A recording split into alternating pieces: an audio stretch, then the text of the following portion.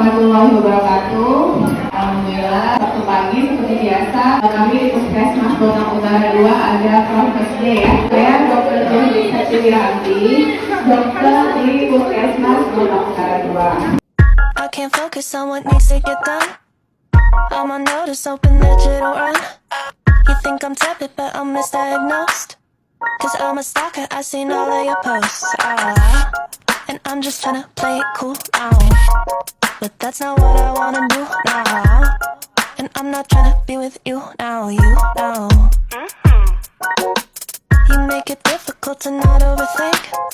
And when I'm with you, I turn on shades of pink.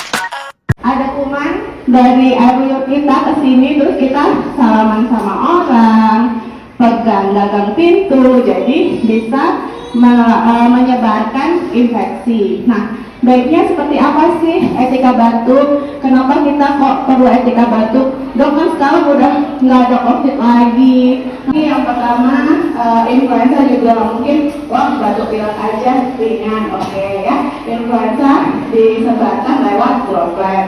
Kemudian TBC.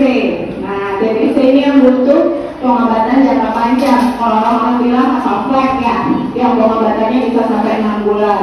Nah, cacar, mungkin nggak tahu ya, kalau cacar, gondong, itu juga bisa disebarkan lewat penyebaran kalau kita batuk, bersin, air liur kita.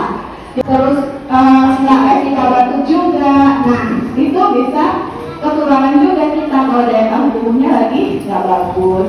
Saat batuk kita pakai masker ya. Jadi saat batuk kita pakai masker. Kemudian yang kedua, ditutupnya pakai bagian dalam.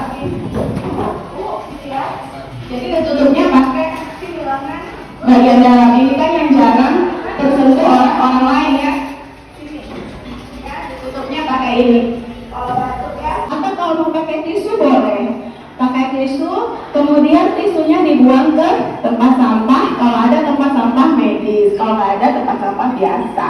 Itu ya, yang pertama untuk etika batuk. Jadi memang kita masing-masing bertanggung jawab supaya kita tidak menyebarkan penyakit kita, supaya orang lain tidak tertular. Kalau supaya mengingat langkah-langkahnya itu tepung, selaci, pupuk. Kita kasih sabun ya. Pertama dibasahi dengan air mengalir, kemudian dituangkan sabun, tepung selaci. Tepung selaci itu telapak, diputar-putar, kemudian punggung-punggung tangan ya. Ini tepung, sela-sela jari, kemudian kunci-kunci, putar-putar ibu jari, dan putar-putar ujung jari atau ujung kuku. Nah, itu ya untuk langkah-langkah pencegahan dan pengendalian infeksi. Ya, terima kasih atas perhatiannya. Untuk jamu boleh ya, silahkan boleh diminum. Ini memang disediakan untuk pasien, kemudian penunggu pasien juga ya. Silahkan boleh ambil jamunya ya, sama jangan lupa untuk isi absennya. Ya, terima kasih. Wassalamualaikum warahmatullahi wabarakatuh.